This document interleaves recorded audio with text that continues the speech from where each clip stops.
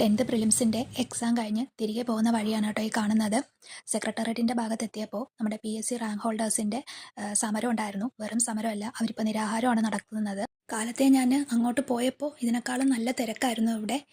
കുട്ടികളെയൊക്കെ കൊണ്ടാണ് ഓരോരുത്തർ വന്നിട്ടുണ്ടായിരുന്നത്. അത് കണ്ടപ്പോൾ മാനസികമായിട്ടൊരു പ്രയാസം ഉണ്ടായി കേട്ടോ. ഇതിനു മുന്നേ CPO എക്സാം ആയിരുന്നെങ്കിൽ ഇപ്പോൾ ദാ LPST. ഇനി വരുന്ന ഏതൊക്കെ പോസ്റ്റുകളിലേക്കാണ് ഇങ്ങനെ സമരം ചെയ്യേണ്ടി വരിക എന്നറിയില്ല. അപ്പോൾ എല്ലാവരും ഇതിനെതിരായിട്ട് പ്രതികരിക്കണമെന്നാണ് എനിക്ക് എക്സാം കഴിഞ്ഞ് ഞാൻ വീട്ടിലെത്തിയപ്പോൾ തന്നെ 6 മണിയായിട്ടുണ്ടായിരുന്നു.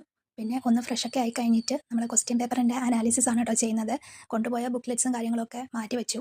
എന്നിട്ട് ക്വസ്റ്റ്യൻ പേപ്പറിൽ ഓരോ ചാനലുകളും സെർച്ച് ചെയ്തിട്ട് എല്ലാം നോക്കി. എനിക്ക് മാത്സിൽ 1-2 ക്വസ്റ്റ്യൻസ് എനിക്ക് എൻ്റെ ശ്രദ്ധക്കുറവ് കാരണം തെറ്റ് വന്നിട്ടുണ്ടായിരുന്നു. ഞാൻ ആൻസർ എനിക്ക് കറക്റ്റ് കിട്ടിയിട്ടുണ്ടായിരുന്നു. പക്ഷേ ഞാനത് ബബിൾ ചെയ്തപ്പോൾ ഒന്ന് മാറിപ്പോയി. 1-2 ക്വസ്റ്റ്യൻസ് ഒക്കെ എനിക്ക് ഇപ്പോഴും ഡൗട്ടുണ്ട്. പ്രത്യേകിച്ച് ആ ഒരു പാലിയ സത്യാഗ്രഹമായിട്ട് ബന്ധപ്പെട്ടതൊക്കെ ഞാൻ 4th സ്റ്റേജാണ് എഴുതിയിട്ടുണ്ടായിരുന്നത്.